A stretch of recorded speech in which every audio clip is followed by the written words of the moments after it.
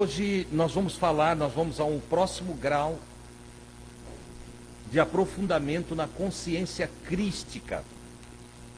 Ou seja, nós estamos aí numa escola onde cada um de nós está buscando se aprofundar na consciência crística, para nos tornarmos como Cristo, para estarmos em sua presença e sermos verdadeiros discípulos de Jesus. Falamos na semana passada sobre o que quereis, o que buscais. A primeira grande interrogação de Jesus aos seus dois primeiros discípulos. Vimos aqui como nós, antes de seguir a Jesus, antes de dar sequência no processo de discipulado, porque hoje parece que as coisas ficaram bem longe, assim, e parece que ser um discípulo de Jesus é frequentar uma igreja, cantar num grupo, ser um professor de escola dominical. E eu tenho observado ao longo desses anos de ministério que, lamentavelmente, as coisas destoam muito entre o que se fala de Jesus e o que se vive em Jesus. Na verdade, uma grande maioria de pessoas que se dizem cristã não tem nada do Cristo. Não se parece nada com Jesus. E isto eu falo na prática diária da vida. É como se Cristo fosse só uma história, um argumento, fosse uma teoria que ainda está para ser provada no processo existencial de cada ser humano. Só que, segundo os relatos bíblicos e a experiência de alguns poucos, eu diria assim, uma elite muito seleta de homens e mulheres. O testemunho bíblico e o testemunho dessa elite diz que Cristo é uma realidade a ser vivida. Jesus Cristo não é só um personagem da história humana que divide o calendário, que se aponta para 2000 anos atrás. Jesus Cristo vive e reina agora, neste momento. Ele vive para todo o sempre. Jesus não é um cadáver que se visita lá num sepulcro em Jerusalém. Não é.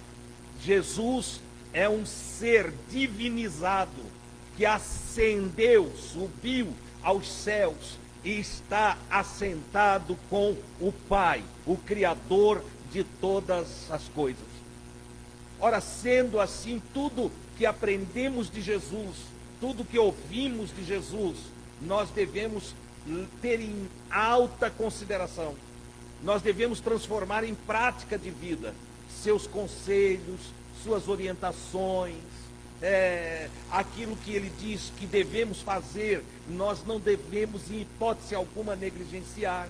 Aquilo que ele diz que não é bom fazermos, nós devemos levar a sério e não fazer de verdade. Enfim, todas as palavras de Jesus devem ser levadas em consideração e transformada após aplicado o método qual? O-A-O. Após ouvir, aprender, nós devemos levar a obediência. Então, primeiro ouvimos, aprendemos, porque você precisa de um tempo para assimilar, raciocinar, avaliar, esquadrinhar, meditar sobre o que você ouve. E o Evangelho de Jesus só terá efeito se aquilo que ouvimos da parte de Jesus for transformado em aprendizagem durante a semana, durante os dias que se seguem. Por exemplo, quantos meditaram a semana que passou, quantos meditaram na palavra de domingo à noite? Quantos passaram a semana? Pois é, o que eu quero com Jesus? Por que eu procuro Jesus? Sou eu como um daqueles 9 leprosos que, sendo curados, não voltaram nem para agradecer? Sou eu alguém que procura Jesus só por causa da comida, do pão que ele multiplica? Sou eu alguém que busca Jesus porque eu quero uma posiçãozinha aqui ou acolá? Porque tem gente que só segue Jesus, tem gente que tira a cadeira dele e ele já não segue mais Jesus. Principalmente nesses templos grandes que tem uma congregação atrás do pregador, né? E fica um lá sentado lá, outro aqui, e aí tira a cadeirinha de um daquele e ele se desvia, como dizem lá. Deixa o caminho, vai embora, porque perdeu a sua posição. Entendeu? Não dá uma oportunidade. Uma vez uma irmã reclamou para mim, lá em Joinville, que passou a reunião toda querendo cantar, e ela não cantou, porque eu não abri um espaço para ela cantar. Mas ela veio com o seguinte argumento: eu vim desejosa de cantar para Jesus e você não deixou. E eu tenho um raciocínio um pouco rápido. Olhei para ela e disse: mas que mentira que você está falando para mim. Ela disse: como mentira? Eu disse: como que eu posso te impedir de cantar para Jesus? Canta agora. E ela olhou para mim e disse: mas agora não tem mais ninguém. Eu disse: então, não é para Jesus. Não é para Jesus. Porque o salmista levantava à meia-noite, diz o livro dos Salmos, e tocava a harpa para o Senhor. À meia-noite, ele sozinho, tocava a harpa para o Senhor. Tem pessoas que fazem da madrugada um momento para estar a sós com o Senhor. E eles louvam a Deus, conversam com Deus, contam a sua vida para Deus, reparte dos seus sentimentos com Deus. Então, Deus, ele não está só aqui numa casa onde tem uma porção de pessoas, e aí eu quero louvar a Deus. Até tem um equívoco aqui, porque louvor não é simplesmente cantar. O louvor pode ser feito com palavras, com poesias, com crônicas, entende? Ou simplesmente num exalar dos sentimentos profundos da nossa alma, expressos diante do Senhor. Você pode estar andando na rua e dizendo: oh Deus, como tu é maravilhoso. Isso é um louvor. Ah Deus, como é bom te servir, como é bom pertencer ao teu povo. Dentro do carro, dirigindo, você pode glorificar, exaltar e louvar o Senhor. Louvar é elogiar, é fazer notório os atributos daquele a quem queremos louvar, é bem dizer aquele que é objeto do nosso louvor naquele momento. E grande parte das canções nem são louvores. Nem são louvores. Olha só. Então, a pessoa reclamar porque não teve um espaço para louvar, porque confunde, não entendeu, não está na consciência crística. Você sabia que Jesus nunca entrou no templo? Você lê na sua Bíblia e vai achar ele no templo. Está errado. Ele nunca entrou no templo. Ele não era da tribo de Levi, não era da tribo sacerdotal israelense. Logo, ele não tinha acesso ao templo propriamente dito. Jesus foi um frequentador do pátio do templo, dos alpendres, ou dos galpões que Salomão mandou fazer, barracões, onde o povo ficava ali, quando tinha muito sol, ficava embaixo daqueles barracões. Dentro do templo ele nunca entrou. Onde Jesus louvou ao Pai, onde Jesus adorou ao Pai, onde Jesus expandiu, deixou derramar a vida de comunhão que ele tinha com o Pai Celestial. Na casa de amigos, nas ruas, no horto de Jerusalém, na praça, na beira-mar, nos barquinhos quando atravessou o lago, enfim, em todo lugar. E quando eu falo de adquirir uma consciência crística, é exatamente disto que eu estou falando. Nós transformarmos a nossa vida numa extensão da vida do próprio Cristo. Deixar com que as pessoas encontrem Cristo em nós. Nós precisamos do exemplo de Jesus para entender Deus. É através de Jesus Cristo que nós compreendemos Deus, o Pai.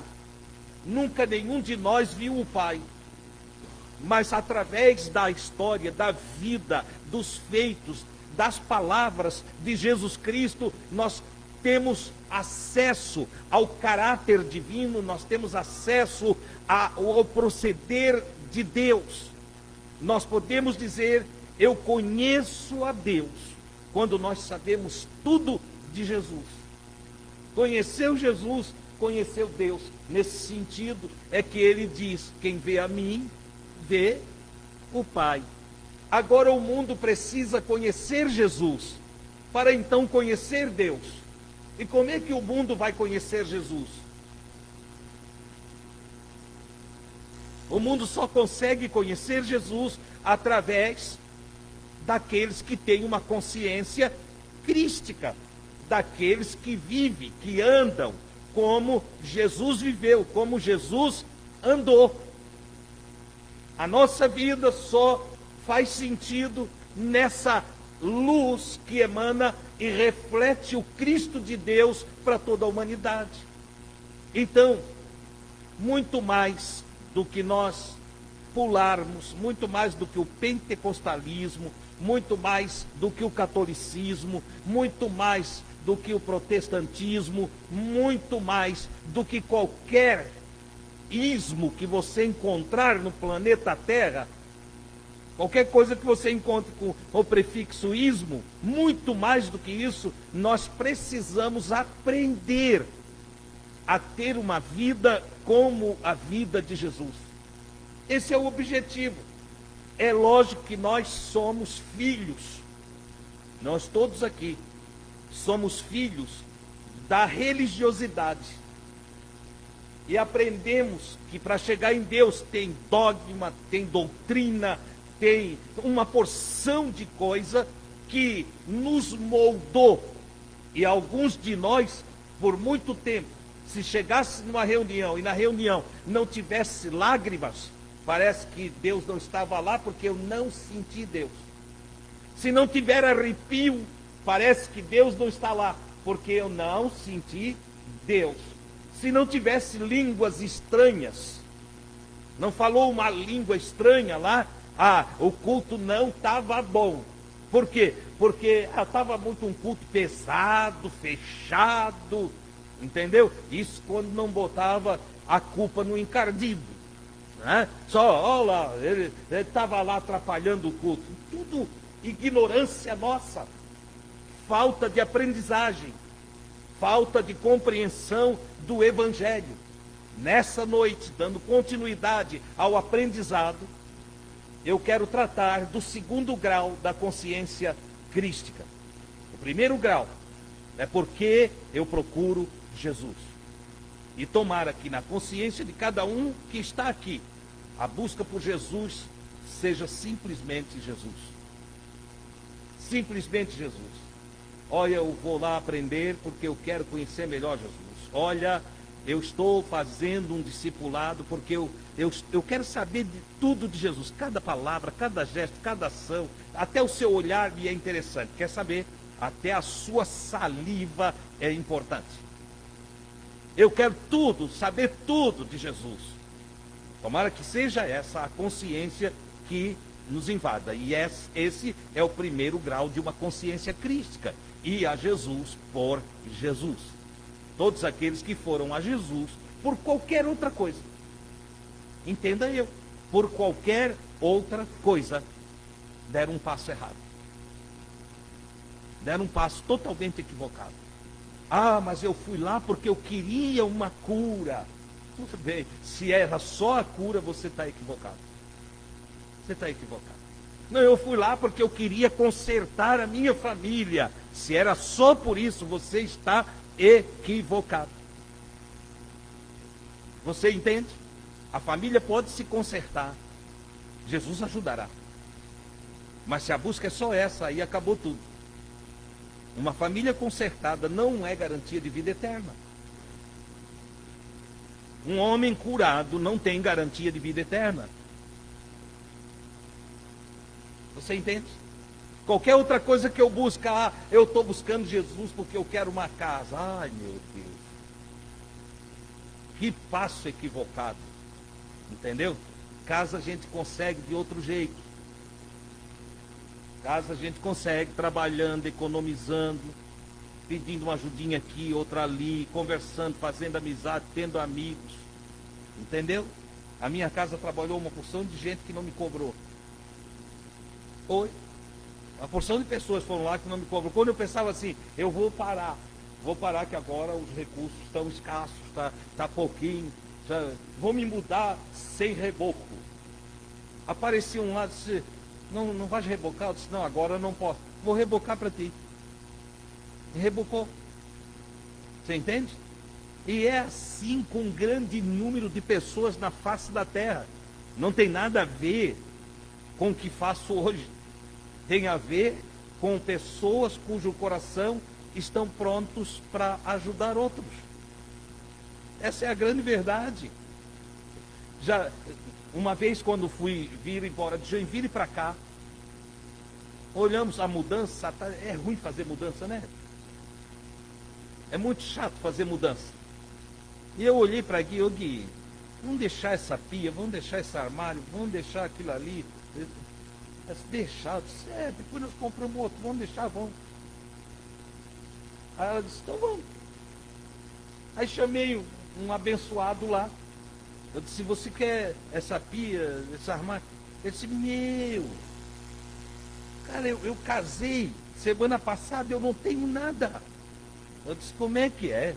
Não tenho nada. Eu olhei para ele e disse, vão deixar o fogão também, vão deixar o botijão de gás, vão deixar tudo, vamos. Vamos embora. Você entendeu? Ele ficou todo feliz e eu também, que não tive que carregar a mudança. E nós fomos trabalhar, e nós fomos buscar, e conseguimos de novo. Então, se você, se eu, se nós virmos a Jesus só por causa de fogão, geladeira e pia, que miseráveis seres humanos que somos em relação à comunhão com Deus. Não é assim? Ora, essas coisas tem que deixar de lado. Ir a Jesus é pela consciência de que Ele é enviado do Pai, que veio nos ajudar e nos colocar no caminho do reencontro, da regeneração, da regênese com Deus.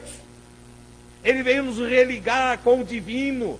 Jesus veio ensinar nós nos conectarmos com aquilo que é mais importante na vida, eu diria mais importante do que a própria vida, porque vida sem Deus não tem valor algum. Então, o trabalho de Jesus é a reconexão com Deus.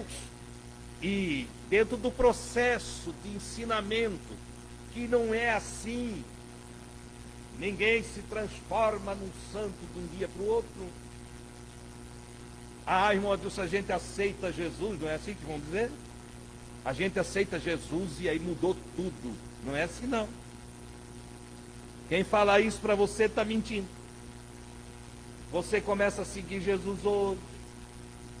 E aí você vai começar, a primeira coisa que ele vai perguntar, o que tu quer comigo? É o que está escrito. Vocês viram eu ler semana passada. O que tu quer comigo? Ah, Jesus, eu vim aqui porque eu queria um pedacinho de pão. Ele vai te dar. É pão, pão. E tu vai embora. Amanhã está com fome de novo. E vai andar atrás dele de novo, para querer pão. É assim.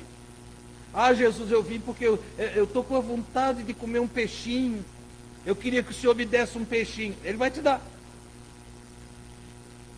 Vai vir um peixinho, vai aparecer peixinho na tua frente. Entendeu? A mão do Senhor, ela tem muitas nuances em sua manifestação.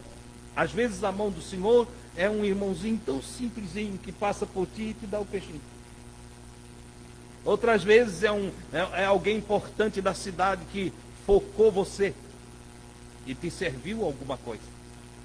Mas a grande verdade é que você tem que ter o cuidado para entender que o peixinho não é o que você precisa. Não. O que você precisa, o que eu preciso, é do Senhor Jesus. Nós precisamos é dele.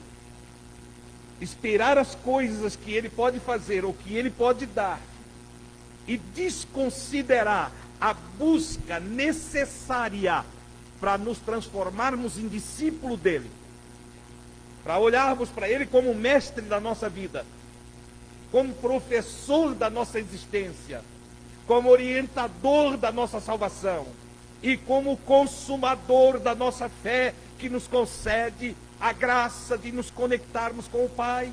Se nós esquecermos disso, todo o restante não tem valor nenhum.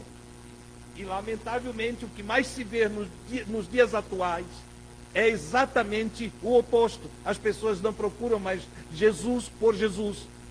Elas equivocadamente foram ensinadas em várias teologias totalmente distorcidas da verdade, da revelação bíblica, que se transformaram em luz negra que conduz as pessoas numa procura de satisfação própria, em egoísmo constante, levando-nos para longe da justiça divina.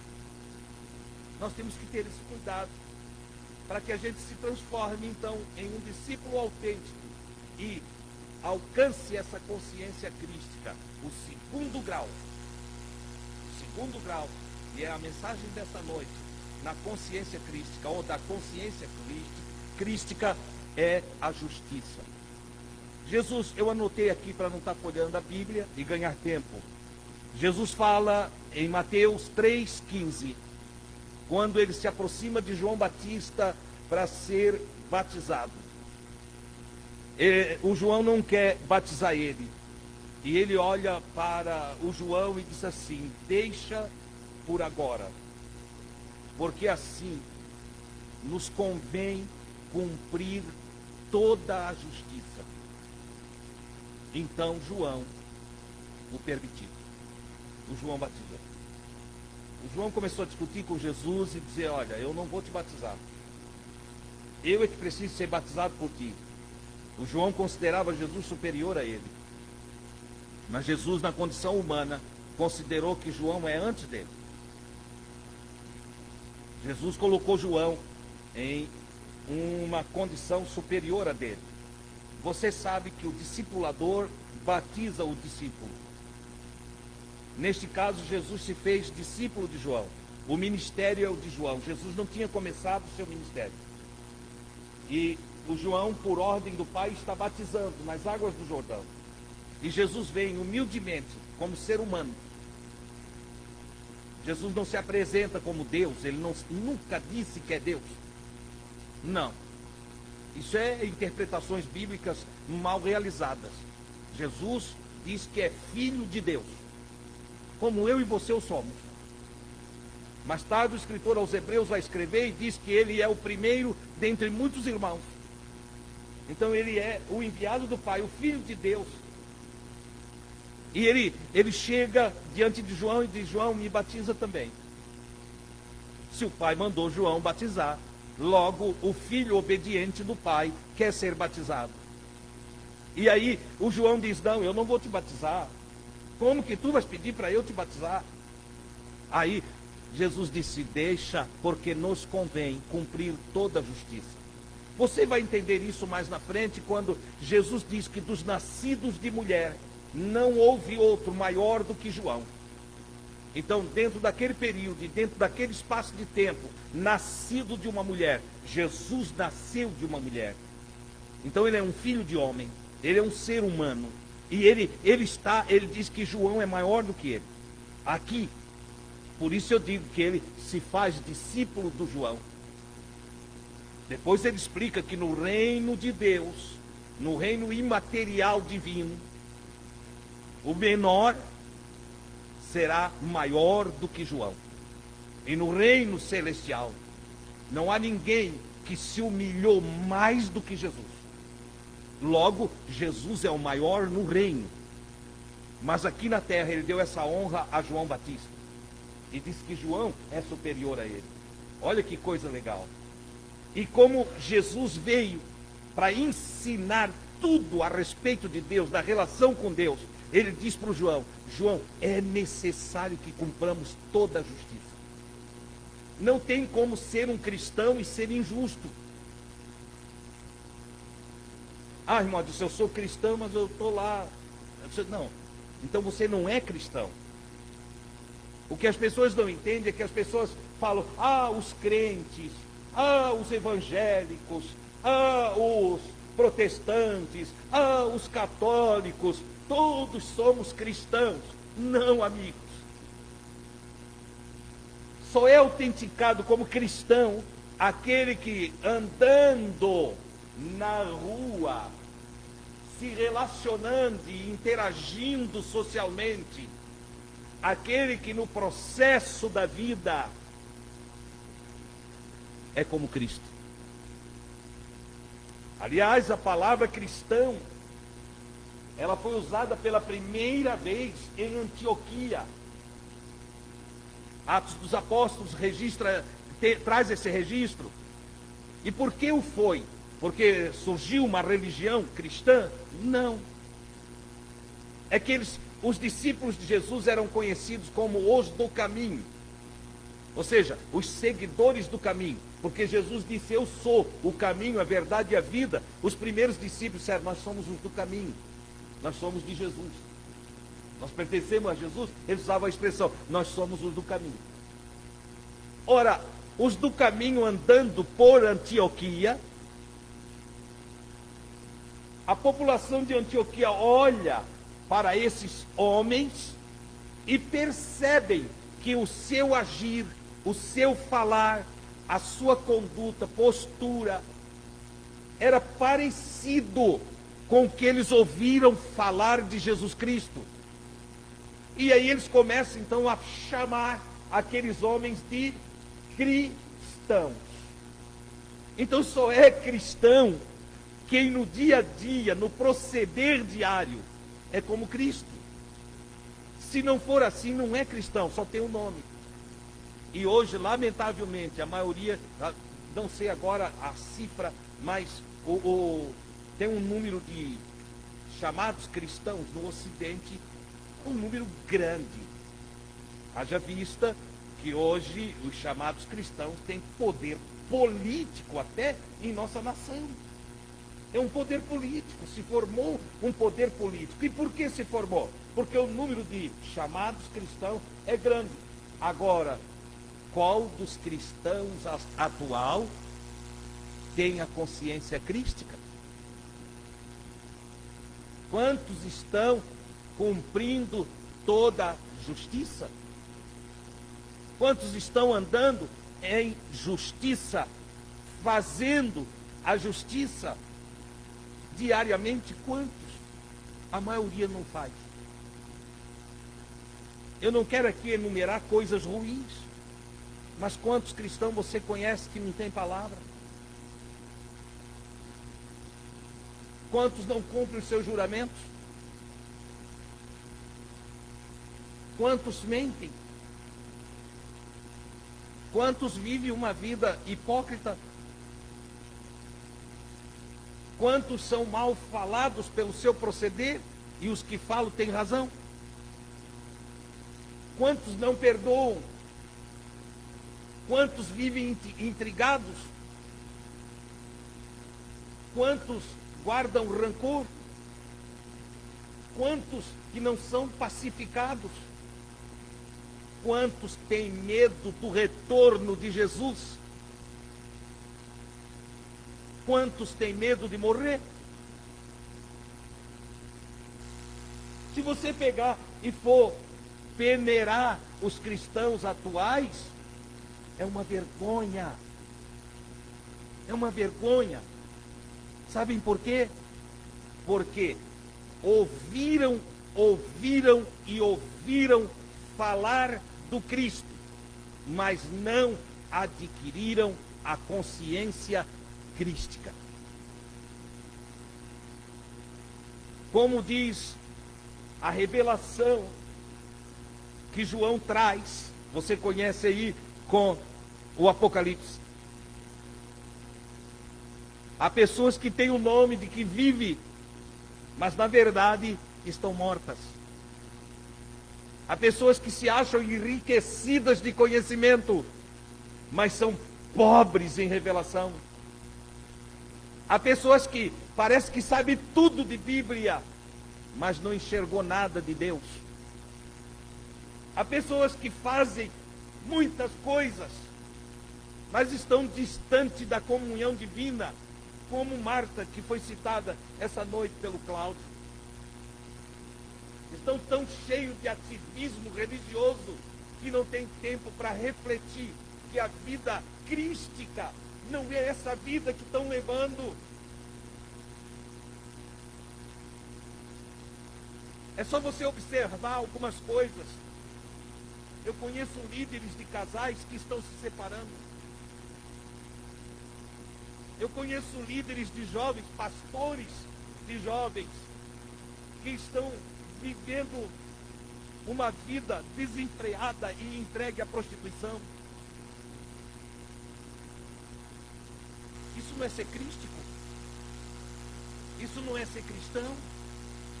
Isso é só ter nome de que é uma coisa quando não é.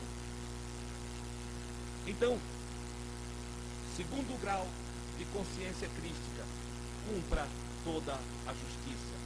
É óbvio que se faz necessário que aqui, nessa noite, nós possamos conceituar justiça segundo as Escrituras. Justiça segundo a Bíblia não tem a ver com a justiça que nós lemos no dicionário Aurélio ou qualquer dicionário na língua portuguesa. Justiça segundo a Bíblia, ela nasce de uma fonte totalmente diferente da fonte que dá sinônimo à justiça na língua portuguesa. Quando nós formos ler sobre justiça nos nossos dicionários, nós vamos ser levados para a parte jurídica das coisas do direito romano. Contudo, quando nós vamos à Bíblia, a justiça, ela é um ato que inicia-se, eu vou chamar ela de uma pequena semente. A princípio, há várias formas de comparar, mas a princípio a justiça, ela é uma pequena semente, que nós conhecemos como fé. Fé, confiança. A justiça, ela brota a partir do momento que eu confio em Deus, que eu ponho fé em Deus, que eu acredito em Deus. Mas acreditar aqui não esse acreditar vago, né? Porque pergunta para a maioria das pessoas: você acredita em Deus? E ela diz: eu acredito, Deus existe, Deus está lá, Deus está não sei aonde. Elas têm uma fé muito subjetiva, né? Quando está no apuro é meu Deus, mas quando precisa ficar firme na confiança, acabou. Isso é crença. Eu não estou falando de crença. A justiça inicia-se com coragem, confiança e fidelidade a Deus. Coragem para fazer o que Deus diz, para encarar o que tiver que encarar segundo a vontade de Deus.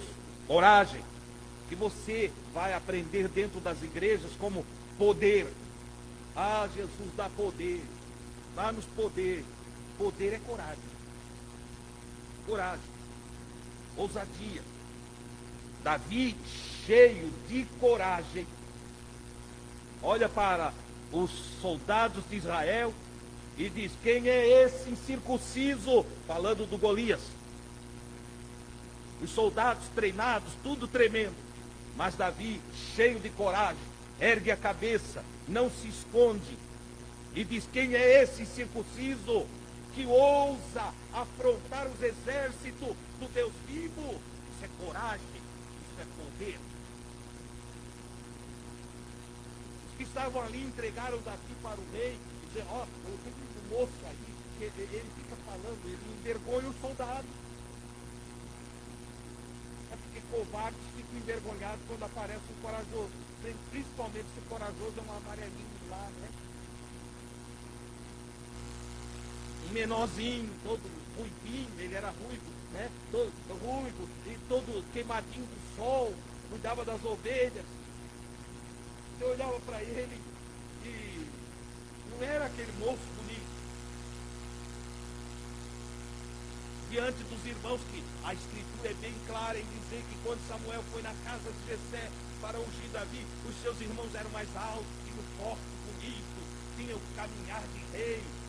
E sobrou o Davi, que era o quê? Um porte de servo, um porte de um homem sofrido, um pastorzinho da ovelha.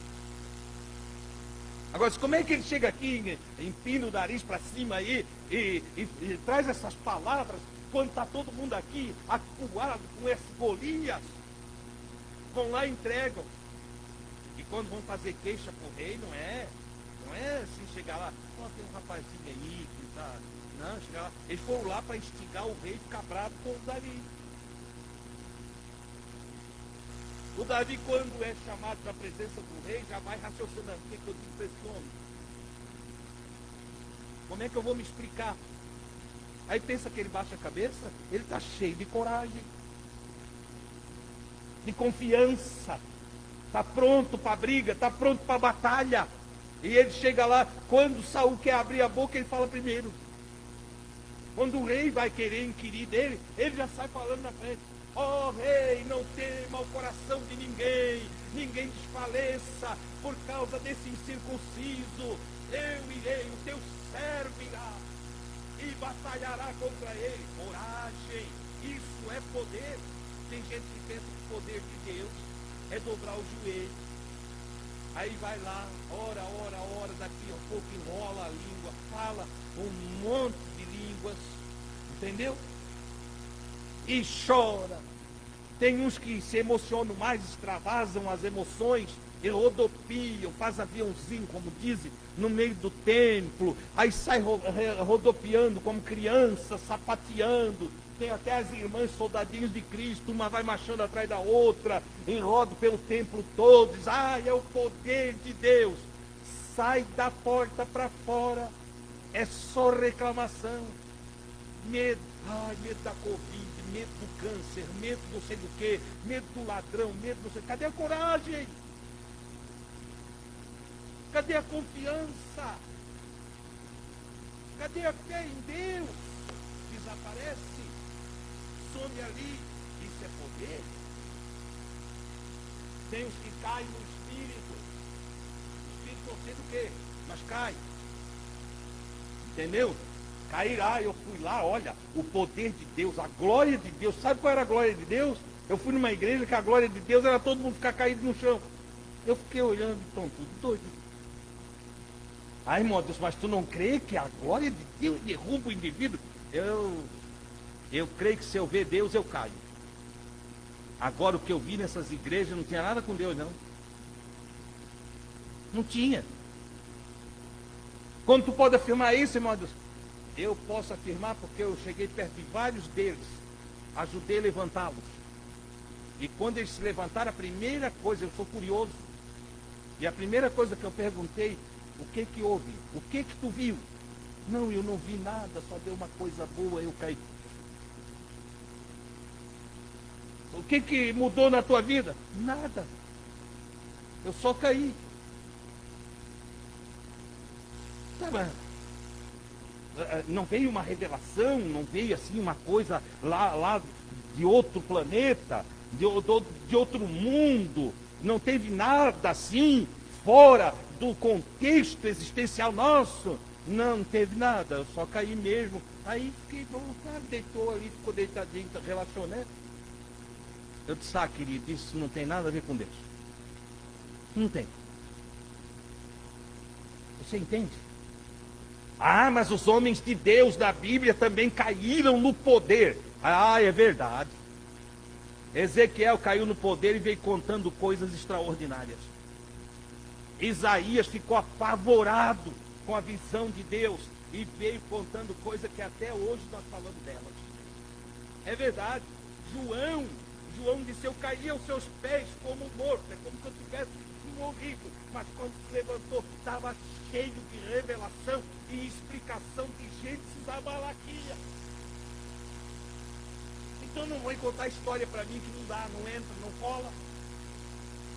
A justiça de Deus inicia-se com uma confiança tão grande em Deus, uma coragem, e quando falar de poder de Deus, de hoje para frente, você bota no seu coração. O poder de Deus é ter coragem. Coragem para viver e coragem para morrer. Entendeu? Coragem para viver e para morrer. Como, irmão Deus? Eu não quero morrer. Não é essa a questão. O que eu estou falando é que quando você vai ler sobre a vida apostólica, eles eram levados às arenas romanas para ser devorados por leões. Eram decapitados, mas cheios de coragem. A história conta que muitos dos nossos irmãos do primeiro século foram levados para ser devorados por feras e era colocado primeiro as suas criancinhas. E eles tinham uma coragem tão grande que iam para as arenas cantando e louvando a Deus. Isso é dessa coragem que eu estou falando. Tem irmão que está todo ruim porque perdeu o emprego. E diz que está no poder. Não, a unção de Deus me dominou, irmão, na igreja, pulou num pé só. Aí perdeu o emprego, isso acabou a minha vida. Cadê a coragem? Quem confia em Deus não teme nada. Quem confia em Deus, ele vai adiante. Ele supera as crises. Veja que eu não estou falando que quem confia em Deus tem um mar de rosa diante de si. Não é verdade. Jesus falou da casa na areia e a casa na rocha. As duas casas são construídas do mesmo jeito, com o mesmo material. Só que uma não tem firmeza e a outra tem. E qual é a casa do que está firme? É aquele que ouve a palavra de Deus e pratica. A vida, Jesus disse que o sol nasce todos os dias para os justos e para os injustos. Mas qual é o homem que progride na vida e tem a sua alma inundada pelo gozo celestial? É o que confia em Deus.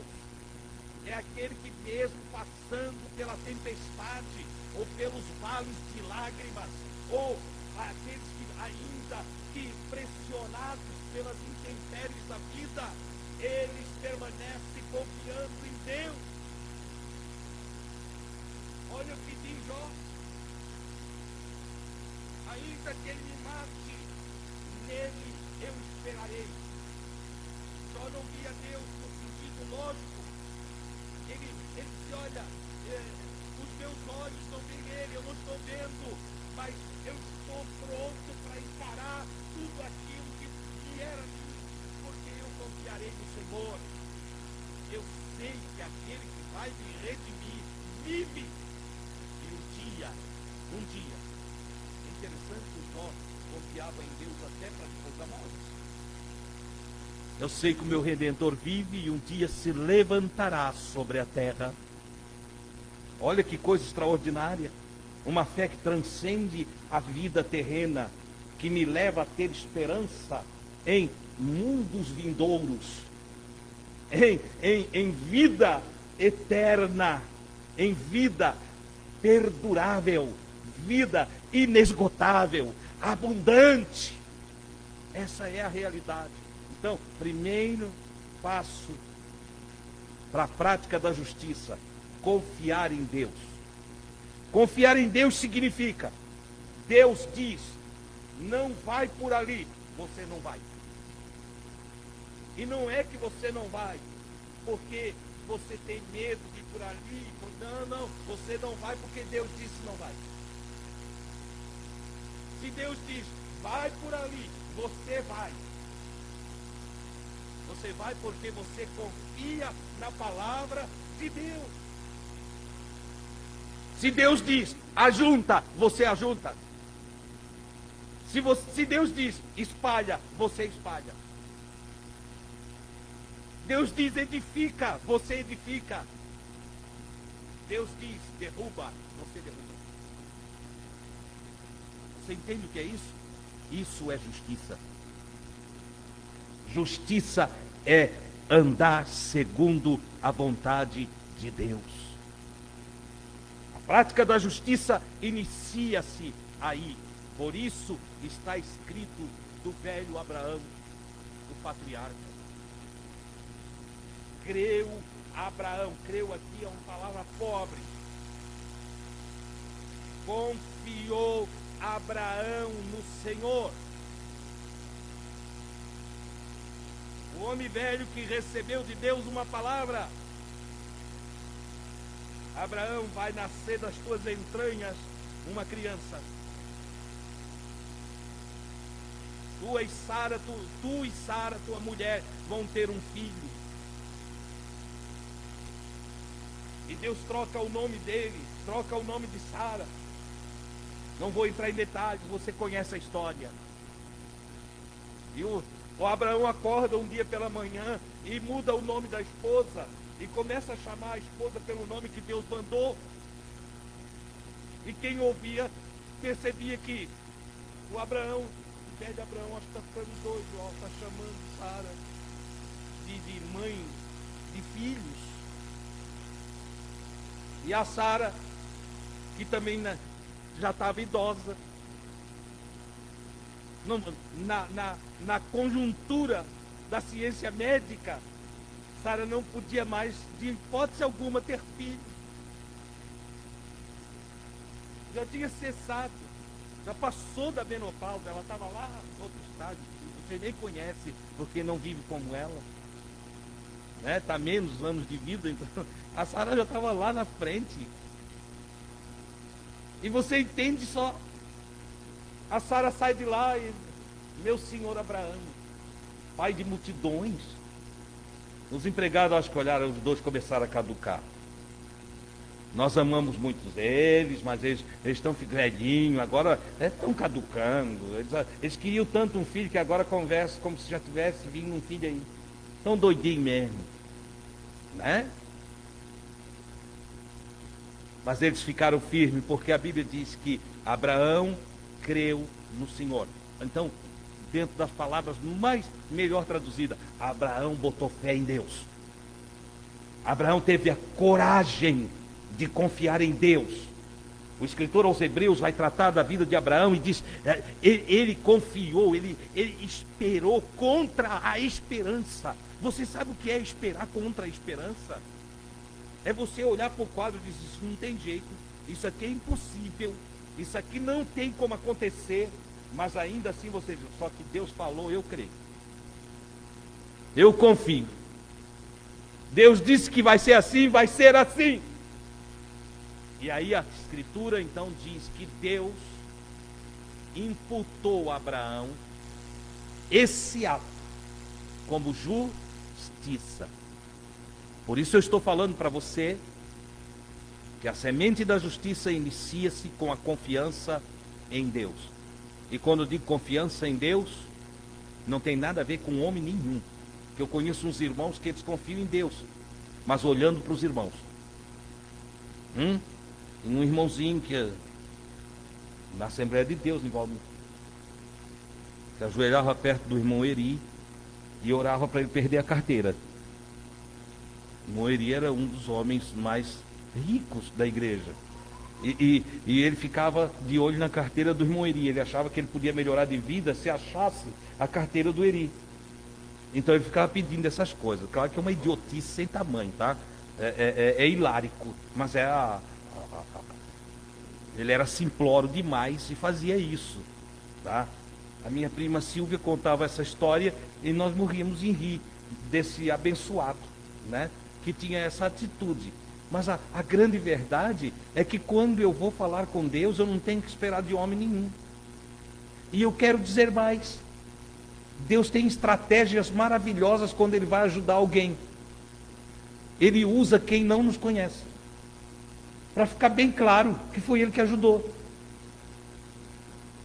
De repente você começa a orar, mas olha, acha que a sua mãe, o seu pai, pode fazer alguma coisa por você. E não são eles que vão fazer. Deus põe no coração de alguém lá longe, entende? Que lembra de ti. E vem, e te visita, e te traz presente. E o presente era exatamente aquilo que você precisava. É assim que acontece. O Senhor faz essas coisas, Ele faz dessa maneira.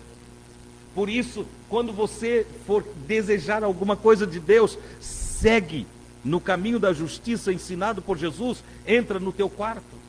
Obviamente que você pode considerar que o seu quarto é aqui, tá? Fala só você e Deus. Ou você pode levar literalmente, entra lá no seu quarto, fecha a porta do seu quarto, dobra os seus joelhos lá, junto à sua cama ou à cadeira que exista no seu quarto. E ali você diga para Deus o que você precisa. Só você e Deus estão sabendo disso. E depois, você sai de lá, abre o quarto, fica com você, na expectativa de que vai vir o que você conversou com Deus. E daqui a pouco vem, quando chega você sabe que é Deus. Isso aprimora a sua fé. Isso aperfeiçoa a sua fé. Isso te leva a ter consciência, Deus ouviu as minhas petições. Não é como as pessoas fazem por aí afora hoje em dia. É tudo exposto.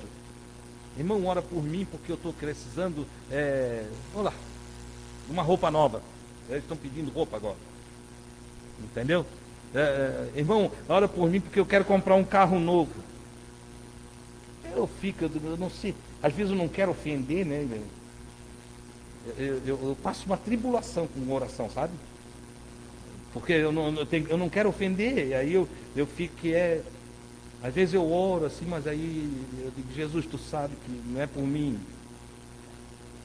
é por esse abençoado, essa abençoada que pede essa coisa aí, entendeu? Justiça.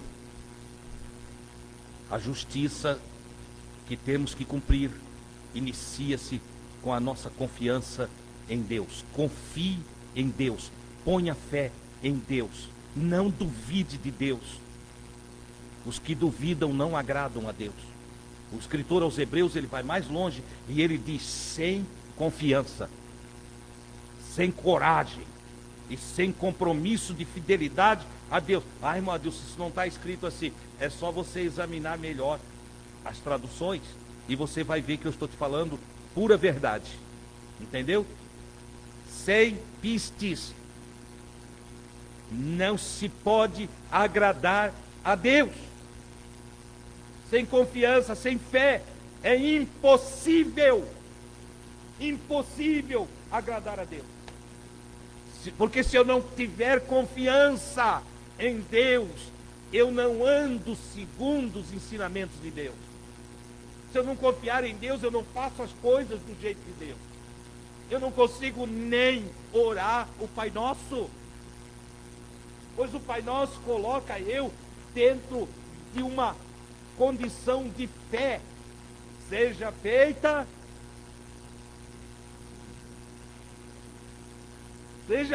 a minha vontade, Senhor. É assim? Não. Seja feita a tua vontade. A tua vontade. Só pode dizer isso quem tem plena confiança no Criador. Aqueles que dependem de andar por vista, de ver a circunstância, de ver que está bom, porque tem gente que confia, né? Quando está tudo bem. Está tudo bem. Então, tem dinheiro, tem casa, tem carro, tem comida, tem roupa. Os filhos estão... eu confio em Deus, eu agradeço a Deus todos os dias. Aí vem uma crise, vem a dificuldade, vem os tempos maus. E o indivíduo já se atrapalha todo. já fica todo ruim, e que vai ser do amanhã, entendeu? E o que vai ser comigo, e como vai ser dos meus filhos, e como vai ser, né? Meu Deus, tem gente que não dorme mais, os filhos saem à noite, eles ficam apavorados, porque não dorme mais, com medo do que pode acontecer. Ora, quem confia no Senhor é diferente. Ele tem o Senhor por protetor, escudo, seu e dos seus. Ah, mas tem gigante, não tem problema, eu tenho coragem. Tem urso, eu tenho coragem. Tem leão, eu tenho coragem. Eu encaro a vida com coragem. Essa é a grande verdade. Bom, uma vez que eu confio em Deus, o mergulho na consciência crística volta ao estágio do grau número 1, obedecer a Deus. Esse creio em Deus só é válido se eu me entrego à obediência. Se não há em mim a disposição de fazer o que Deus diz que é para eu fazer, então não há justiça.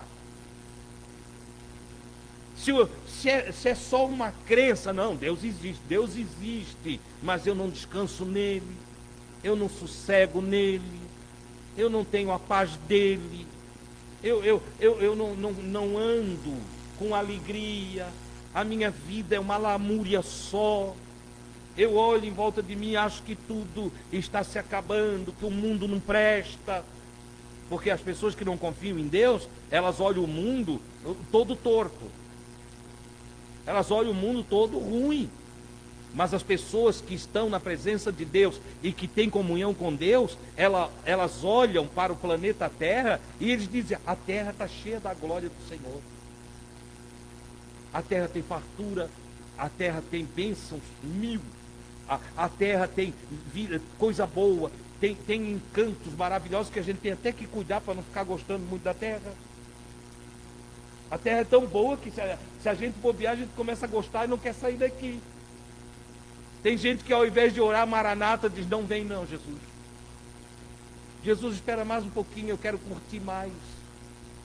Jesus, não volta agora não, porque eu quero usar o meu carro um pouco mais, eu quero usufruir um pouco mais da minha casa, eu quero isso, aquilo, aquele outro. Tem gente que é assim, porque não tem consciência da vida com Deus, da glória de Deus, da presença de Deus, direta e objetiva. Então, vive uma vida para a terra. Você entende? E isso é injusto. Um outro estágio para nós concluirmos da justiça de Deus, trata-se do fazer para o outro o que eu quero para mim. Jesus chama isso de cumprimento da lei. Eu cumpro a lei quando eu faço para ti tudo o que eu quero para mim. Eu cumpro as profecias quando eu realizo em ti tudo aquilo que eu quero para mim. Então, quando Jesus trata da justiça do reino de Deus, ele trata do repartir o pão, ele trata do repartir a roupa, ele trata do eu cuidar de você e você cuidar de mim. Ele fala de eu não acumular e ficar feliz enquanto vejo que o outro ali não tem nada e está necessitado. A consciência crística deve me mover dentro de uma condição em que, se eu tenho, eu queira que você tenha também. Quando nós chegamos lá no final do Evangelho de Mateus, também no Evangelho de Lucas, Jesus fala do fim das coisas e do dia do acerto de contas, quando cada um chegará diante de Deus. É interessante que lá não vai aparecer pastor, não vai aparecer padre, não vai aparecer rabino, não vai aparecer nada disso. Ele diz que lá vão comparecer os justos e os ímpios. E ele chama de justos uma classificação de pessoas que nem nunca ouviram falar dele. O que derruba a tese que se tu não repetir como chavão o aceitar Jesus, você está perdido.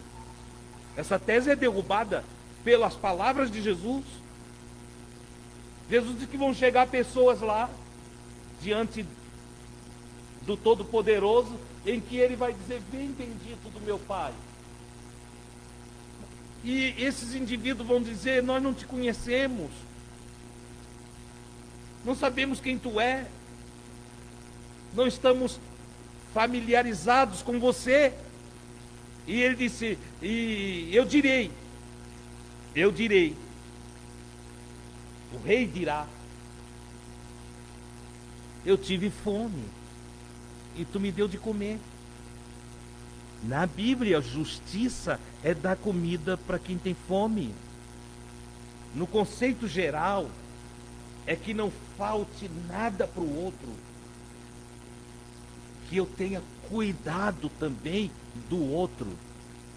Na verdade, agradar a Deus é a execução horizontal de tudo aquilo que eu quero fazer para Deus. Porque eu não vou achar Deus por aí para dizer para ele: ó Deus, eu quero te dar um pedaço de pão, ó Deus, eu quero te servir um churrasquinho. Você encontra aí, não deixa pastor nenhum te enganar.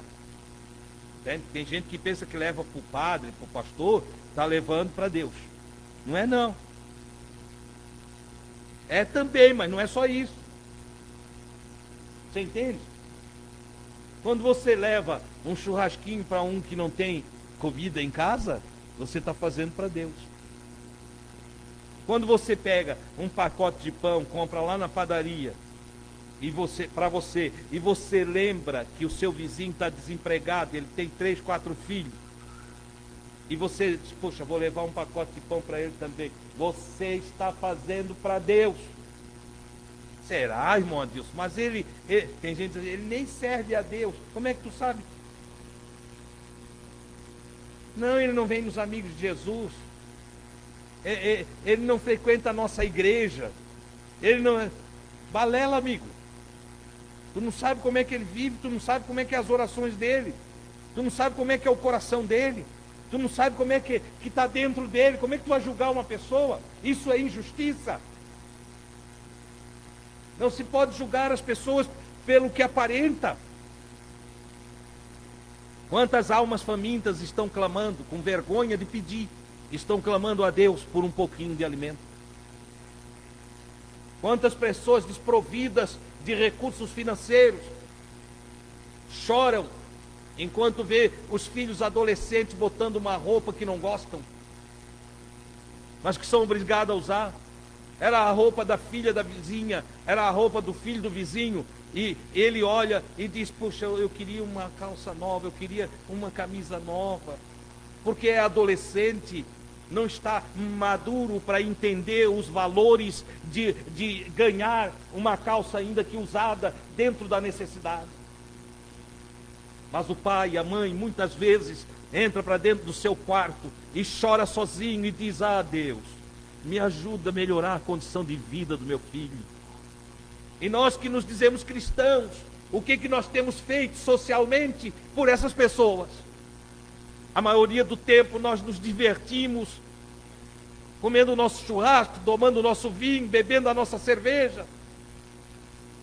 E por que não dizer que a maioria do nosso tempo nós nem lembramos que tem necessitado em volta de nós?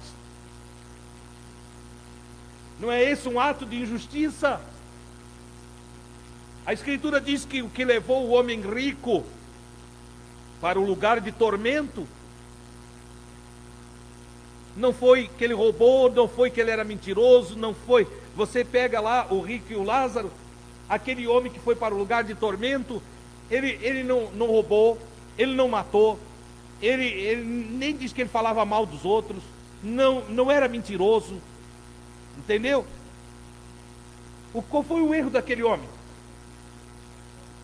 Não olhar para o próximo, não fazer nada. Não fazer nada é uma injustiça incalculável.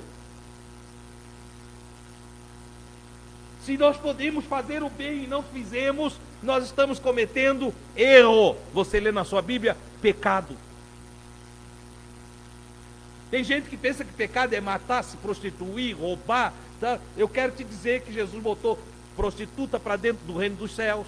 Jesus prometeu paraíso para homem criminoso. Jesus reuniu o ladrão perto dele. E não pense que ele era doido, não. É que ele avaliava as condições, a formação, o que provocou. Ele conhecia o cerne das questões, avaliava a psique, avaliava todo o indivíduo, e dentro de uma análise justa, contando ainda com a revelação de Deus. Ele entendia que tinha homens da religião que não mataram, não roubaram, não se prostituíram, não fizeram um monte de coisa errada, mas que também nunca fizeram nada de bom. Nunca fizeram nada de bom, eram extremamente egoístas, injustos. A consciência crística deve fazer de mim um homem que olhe o outro homem, um humano que enxergue o outro humano, um indivíduo que enxerga o outro indivíduo. Qualquer religião que me cega em relação ao outro não é de Deus. Agora, qualquer visão, e aí não precisa de religião, qualquer visão que me conscientiza da importância que o outro tem para Deus, aí isso sim é o caminho da justiça. Eu olhar para o outro e eu vê-lo como um filho de Deus. Olhar para o fragilizado e querer fortalecê-lo. Olhar para o pobre e querer suprir as suas necessidades. Olhar para o caído e ser movido de compaixão para colocá-lo em pé. Olhar para o nu e me sentir como que estivesse na vergonha dele. E então correr para cobri-lo de roupa. Olhar para o desterrado, desabrigado e abrigá-lo de alguma forma, para que ele não passe com a sua família a noite na rua, a não ser que essa seja a opção dele. É isso que me faz um homem justo. E se não houver isso, não venha com história de santidade, porque santidade não existe aonde há injustiça. Como eu disse, o Cristo disse: naquele dia virão alguns e dirão: Senhor, no teu nome nós expulsamos os daimons. Senhor, no teu nome nós curamos os enfermos. Tem gente que gosta de curar todo mundo. Senhor, no teu nome nós profetizamos. Tem gente que corre atrás de profeta. E o rei lhes dirá: apartai-vos de mim, malditos, porque eu tive fome. Profetizavam, mas não davam pão. Eu tive fome e não me deste de comer.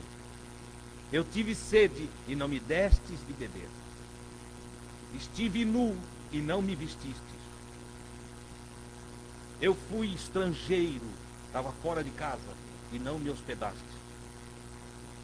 Estive enfermo e não te importasse comigo, não fosse ver-me. Estava preso. Estamos falando aqui das injustiças praticadas. Preso inocente. E não fosse me visitar. Apartai-vos. Você está vendo? Cadê a igreja? Cadê a religião? Cadê a denominação? Cadê a doutrina? Cadê a teologia?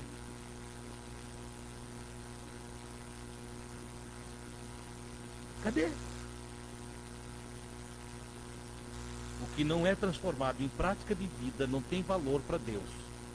Cumprir toda a justiça é cumprir o dever prático que cada um de nós tem para com o próximo. Só sou um cristão de verdade se o meu pão servir também o meu irmão. Se a minha casa servir também ao meu irmão. Se o meu carro, eu nem gosto de falar disso, que eu lembro de crente que lava o carro e não dá carona para ninguém. Às vezes está chovendo quando as pessoas saem daqui, eles não dão uma caroninha para não sujar o carro. Apartai-vos de mim, maldito, com teu carro. Entendeu? Você está entendendo o que eu estou falando aqui nessa noite? Cumprir toda a justiça é ter consciência do que é justiça nas Escrituras. A consciência de justiça nas Escrituras começa com a confiança em Deus e se planifica com as nossas ações para com o próximo, com aquilo que nós, podendo fazer, realizamos constantemente para o nosso próximo. Isso é o que Jesus exige de todos nós. E é bem-aventurado, é muito feliz todo aquele que tem sede e fome destas coisas. E que legal. Bem-aventurados os que têm sede e fome de justiça, porque eles serão fartos. Eu vou concluir aqui com um pensamento para você levar para casa.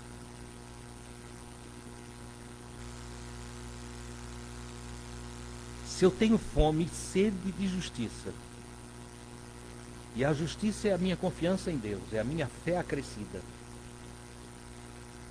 somada às minhas realizações para o próximo. Motivado pela minha confiança em Deus, eu realizo para o próximo o melhor do melhor. Ok? Então eu posso dizer que um justo não precisa pedir nada a Deus. Nada. Ai, meu Deus, mas eu estou orando para receber isso, eu estou orando. Um justo não precisa orar pedindo nada para Deus. Como é que tu pode afirmar uma coisa dessa, irmão Adilson? É simples. Um justo é movido pela fome e a sede de justiça, ok? Então ele é movido pela sua confiança em Deus e pelo seu desejo de realizar coisa para os outros. E Jesus disse que essa é uma pessoa muito feliz, porque ela será farta. Você ser farto é o quê? Tu está farto. Suprido, não falta nada. Hã? Você vai olhar para você mesmo e dizer, puxa, não me falta nada. Não preciso pedir nada. Não preciso pedir nada, eu estou em paz. Eu estou satisfeito. O que eu quero comer, eu como. Eu visto, não ando duro. Meu Deus, eu tenho calçados. Eu tenho onde morar. Eu estou satisfeito. O que sobra aí? Quando está assim, o que sobra? A boca fala o quê? Obrigado, Senhor, obrigado. Oh, meu Deus, obrigado, obrigado. Gratidão. E aí Deus te dá mais, Ele vai suprindo mais. Sabe por quê? Dá e dá se vos dá. Olha só, o justo não tem necessidade de pedir nada, porque ele é movido pelo desejo de praticar a justiça do Cristo. Consequentemente, Deus vai dando para ele e ele vai dando para os outros. Deus vai botando na mão dele, ele vai repartindo com os outros. E ele vai distribuindo o que tem. Ele não é egocentrista. Ele é uma pessoa que se compadece do pobre. Ele se compadece dos seus irmãos. Ele se compadece dos que estão em volta dele. Ele vai repartindo o que tem. E Deus vai dando mais para ele. Por isso, é bem-aventurados os que têm sede e fome de justiça, porque eles serão fartos. O Senhor os abastecerá. Eles vão dando e cada vez tem mais. O oposto disso é injustiça. Injustiça é desconfiança em Deus. Desconfiança em Deus leva eu a acumular. O acumular sem distribuir me leva à avareza. A avareza é idolatria. O idólatra está fora do reino. Fora do reino, o que sobra para o indivíduo? Angústia, depressão, tribulação, confusão mental, ruína interna. Você entende o que eu estou colocando aqui para você? É como matemática, meu. É um desenho. Ou eu sou justo ou eu sou injusto. Quer ver ainda do justo? Meu Deus, dá para falar a noite toda aqui. Quer ver ainda do justo? O justo é como árvore plantada junto a ribeiros de água. Você entende o que é uma árvore plantada junto de um ribeiro? Hã? A árvore perto do ribeiro é a árvore que vai ficar viçosa, forte, entende? Ela se nutre do solo e das águas. Consequentemente, é uma árvore diferenciada. Então, o justo é como árvore plantada junto ao ribeiro de águas, cujas folhas não caem e dá o fruto na estação própria. Aquela árvore junto de ribeiro não fica pelada. As folhas estão sempre ali. E ela não deixa de produzir. E até no tempo de sequidão, ainda vai produzir fruto. Por quê? Porque as suas raízes estão lá nas profundezas onde a água foi encharcada pelo ribeiro. Então até no tempo de sequidão ainda produzirá. Você vê pessoas que estão prosperando na crise. Eu não gosto dessa palavra não, mas se ouve, está dentro do jornalismo nacional. Crise não sei de quando, crise não sei de onde, crise agora, crise de ontem, crise agora da Covid, crise somada com a economia, não sei do que. O justo prospera. Porque ele é dizimista. Está cheio de dizimista que não é justo. Entendeu? O dízimo não tem nada a ver com justiça. O dízimo não tem nada a ver com justiça. Está cheio de dizimista que não tem nada de justo. Cabra é mentiroso, é enrolão, trambiqueiro, entende? Charlatão. Mas ele traz o dízimo. Sabe por quê? O olho é grande. O pastor disse para ele que se ele der o dízimo, ele prospera. Ele é egocentrista, ele dá o dízimo porque ele é egocentrista. Tem nada a ver com gratidão, com o pensar no outro. Você entende? Então, vamos lá. Seja justo e não precisa fazer uma campanha pedindo nada. Seja justo e chuta a fogueirinha de Israel. Seja justo e não precisa amarrar fitinha no braço. Entendeu? Seja justo. Ai. Com essa eu vou levar pedrada. E nem precisa dar dízimo. Justo não precisa dar dízimo. Irmão Adilson, isso é heresia. A pastorzada aí no YouTube vão me malhar até. Entendeu? Eu provo que justo não precisa dar dízimo. Dízimo é para gente religiosa, injusta, hipócrita, fariseu. Entendeu? O justo reparte tudo que tem. Para que ele precisa dar dízimo? Dízimo é 10%, eu reparto tudo que eu tenho, eu dou 50%. E agora?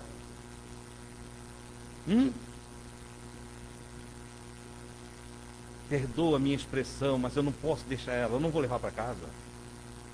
Só pede dízimo pastor burro.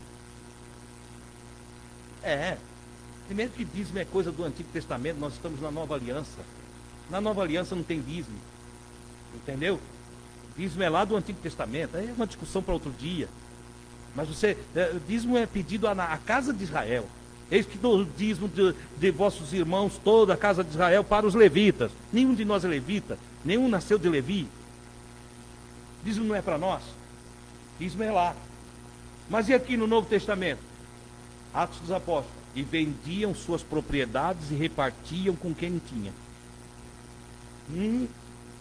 E aquele que tinha bens, entende? Ficava com o que necessitava e vendia o restante e dava para quem não tinha. De sorte que não se achou um necessitado entre eles, porque cada um recebia uma parte do que os outros tinham. Meu Deus do céu! Irmão, diz tu é comunista, socialista? Não sou não, eu sou Bíblia. Bíblia, está escrito. Entendeu? Então, você não vê os apóstolos falando uma vezinha de dízimo, sabe por quê? Não precisava. Não precisava. Porque todo mundo estava na mente crística e repartia o que tinha.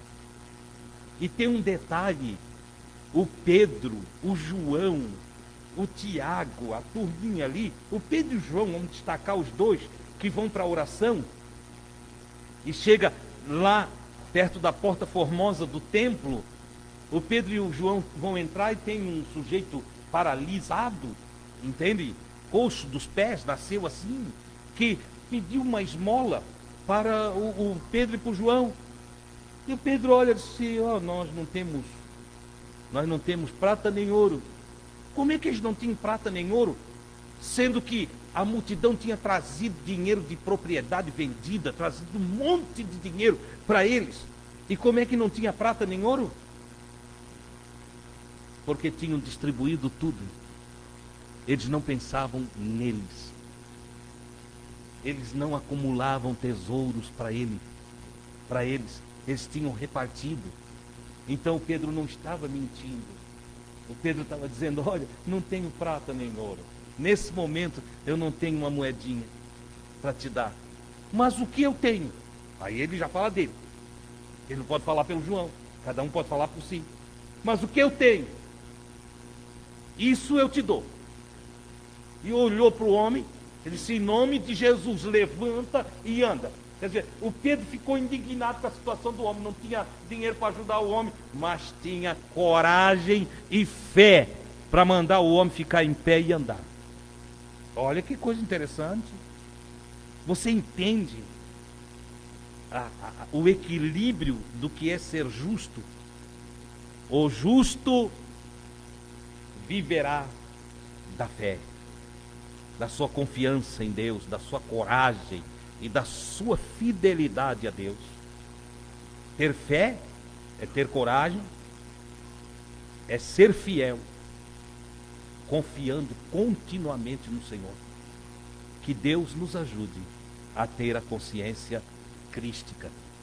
Que você, que eu, que nós possamos ser como Jesus, porque esse é o propósito. O resto, irmão, o resto é tudo bobagem. O irmão está dizendo que as coisas aradas por aí afora é tudo bobagem. É. O resto é tudo performance. É um com chapelão, é outro com uma touca, é outro com um pano no pescoço, é outro com uma túnica. É tanta bobagem, quanta bobagem. E é claro, em volta uma multidão de gente necessitada, que é igual aquele que está morrendo afogado, que se agarra em qualquer pedacinho de capim que tem na barranca do rio. Entendeu? Você já viu pedaço de capim segurar alguém? Não, né? Mas o que está morrendo afogado segura uma pontinha da graminha para ver se não vai para baixo da água. As pessoas estão tão necessitadas, tão carentes, que elas acabam se apegando nessa coisa arada toda. É o sal em volta do terreiro, jogando sal fora, dá uma pena. Tem gente que não pode comprar sal, entende? É copo d'água para tudo. Eu fui numa casa que tinha copo d'água em cima do rádio, copo d'água perto da televisão, copo d'água. Irmão, só toma água e pronto, entende? Vai ser justo que tudo dá certo. Faz as coisas direito que nada vai dar errado, não. Ou se der errado, é para você aprender. É para você aprender. Mas, irmão, se eu for justo, pode dar coisa errada? Claro que pode. Deus pode te testar do lado contrário. Você reparte, e é todo alegre porque reparte. Entendeu? Um dia o Senhor pode virar a coisa aí, inverter, né? E dizer: não, agora eu vou deixar faltar um pouquinho para ti. Para tu também sentir o que é receber. Que o cara é todo alegre, aleluia, glória a Deus, olha, Deus é maravilhoso, irmão. Deus não tem deixado faltar nada lá em casa. Glórias a Deus, aleluia. Não tem aquele glorieiro, tem... Passa lá do outro lado da rua: a paz do Senhor, irmão. Dá um nojo, né? Aonde ele chega, não, eu sirvo a Jesus, lá em casa não falta nada. Tá. O Criador começa a virar o lado lá. Eu vou te experimentar um pouquinho no outro extremo. Vamos ver como é que é o teu gloriedo no outro extremo. Aí começa assim, ele perde o emprego. Aí o fumignon é trocado por paleta 7. A paleta 7 vai pro franguinho. Entendeu? O franguinho acaba lá no mercado, vê aquele peixinho que sobrou. Entende? Aí depois acaba no ovo, farofa de banana. Entendeu? Salsicha. Oh, Jesus amado. Eles estão rindo que o irmão que está falando para vocês comeu salsicha há 2 anos. Nas missões lá do sul. A irmã Gui só chegava em casa, eu olhava ela tirar a comprinha, era só um pacote de 5 quilos de salsicha. Eu disse, glória a Deus, Jesus é bom. Oh Senhor, não deixe esse corante fazer mal para nós. Entende? E dá salsicha, né? E era uma época abençoada, porque nós ainda ia visitar alguns irmãos, quem sabe serve um omeletezinho, uma coisa. Chegava lá, cachorro quente. Cachorro quente.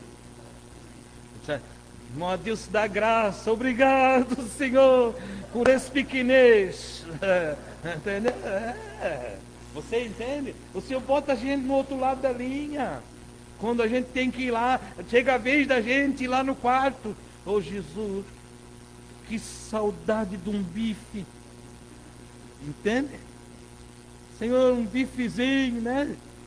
Aí aparece alguém na porta, bate palma, uma sacolinha, tu abre salsicha. Até aprender que salsicha também resulta em louvores a Deus. Aprendeu, o Senhor tira a salsicha. Depois tu não quer mais ver salsicha. Quando Ele tira, a tua esperança é que no céu não tenha salsicha. Pronto, é assim que funciona. Entendeu? Tem outro dia um irmão aqui queria me levar na casa dele. Não disse, vai lá em casa, a gente vai fazer um cachorro quente. Não faz nada não, irmão. Não precisa, não, tá tudo bem. Não tem umas torradinhas? Você entendeu? Então, cuidado, porque o Senhor às vezes nos conduz para o outro lado. Ah, eu sirvo a Deus, não vai nunca faltar nada. Quem que disse? Faltou para Jesus. Tu é melhor que Ele. Faltou para os apóstolos. Nós somos melhores do que eles. Eu não sei de onde que vem o pensamento que para nós tudo vai ser diferente. Não, senhores. Chega o dia da adversidade lá em casa também. Tem o dia que também a enfermidade vai lá em casa. Tem o dia que as dificuldades de relacionamento também passam lá por casa. Ou vocês pensam que a gente aconselha casal e não vai problema lá para casa também? Tem dia que a irmã Guia acorda do lado esquerdo da cama e ela sai, entende? E aí eu saio pelo lado direito, a gente se esbarra no encontro, entende? Eu disse, não, aqui é meu lugar. Ela disse, não, é meu. E tem. E nós vamos ter que ir para o acordo, porque o justo vai chegar ao entendimento. Vocês acham que a Mangui nunca olhou para mim e disse, que feio? Isso, diz que ela só me chama de bonito. Entende? Ela já olhou e disse, que feio. Eu digo, eu nem vou falar de ti. Vou ficar quieto aqui, pronto. Então, nós temos que aprender a buscar o equilíbrio em todas as áreas da nossa vida. E quando nós estivermos equilibradamente bem, devemos ajudar quem está desequilibrado. Quando nós estivermos com muito, devemos repartir com aquele que está com pouco. Quando nós estivermos no pouco, devemos não blasfemar contra Deus, mas aprender o que Deus quer nos ensinar. Às vezes Ele quer nos dar a experiência de receber. Então receba, não seja ingrato. Eu já vi o sujeito também, tem aquele orgulhosinho, que a injustiça pode passar pela soberba do indivíduo. Entendeu? O indivíduo soberbo é injusto. E aí imagina, o sujeito está precisando, o irmão chega lá com 2 sacolinhas pequenininhas para ele, né? Pequenininha que eu digo, é o que pode carregar aqui. E compra e vou levar para o irmão. Botou no coração, sentiu de levar lá. Chegou lá, ó, irmão Vitor, não precisa, não precisa. Está com fome, está precisando, larga a mão de ser idiota. Entende? Recebe, agradeça. Tenha o que Deus está te mandando aí. Irmão Adilson, mas eu não estava precisando de nada, o irmão veio trazer coisa para mim. Pega, leva para o outro. Entende? Não interrompe o fluxo da bênção. Uma vez cheguei lá em casa, um irmão chegou, eu visitei uma pessoa que estava necessitada, extremamente necessitada. E eu fui em casa para repartir um pouquinho que nós tínhamos. De repente chegou um carro, me chamou. O irmão chamou lá na frente, fui lá atender. Ele disse, não, eu senti de trazer essas compras para ti. Eu olhei para mim, ele disse, é. Aí eu lembrei do irmão necessitado, disse, fizeste bem, entra aqui, pode botar tudo aqui. Ele ajudou a descarregar ainda, botei lá na nossa cozinha. E ele foi embora. Quando ele foi embora, eu peguei, reparti tudo, levei para o irmão. Você entendeu? Então nunca seja mal agradecido. O que vier à sua mão, estenda a mão e dê graças a Deus. Tem gente que não prospera, e aí ele diz, eu não sei, irmão. Aí eles botam culpa naquele cara, né? O inimigo. O inimigo às vezes é ele mesmo. Entende? Deus manda, ele não recebe. Vou te dar essa blusa. Para mim, tudo que dão serve em mim, sabia? Tudo que o Cláudio me dá um sapato do dedo serve em mim. Eu cheguei na casa do Nivaldo, tinha vindo dos Estados Unidos lá. Estava cheio de camisa. A Rosete não sabe por que ele comprou tanta camisa. Era para dar um pouco para mim. Aí deu camisa para mim. Eu saí de lá tamanho do Nivaldo. Entende? Tudo serve. Porque aquilo que eu não consegui usar, tem um que vai usar. Então, seja sábio e tenha uma mente crística. Você acha que se desse qualquer coisa para Jesus, ele rejeitava? Não. Jesus, eu tenho aqui 5.000 pessoas para alimentar. Jesus, eu tenho aqui pãozinho, 5 pãozinhos e 3 peixinhos. Tem aqui, daqui. Eu penso que o André levou um susto quando Jesus disse daqui, né? O André, eu acho que olhou e disse, Jesus está doido, ó. 5.000 homens aí, fora as mulheres e crianças, e ele pega essa cestinha aí, pois ele alimentou aquela turma lá com aqueles pãezinhos e aqueles peixinhos. Então não rejeite nada, receba o que o Criador fizer chegar em você, seja agradecido e viva a plenitude da justiça divina na tua vida. Eu não estou falando de uma justiça que brota do meu proceder por mim mesmo. Eu estou falando de uma confiança em Deus que faz eu agir na vontade de Deus. Esse é o segredo. Amém, queridos? Aprendeu, segundo grau da consciência crística. Queira estar em pé, nós vamos agradecer ao Senhor.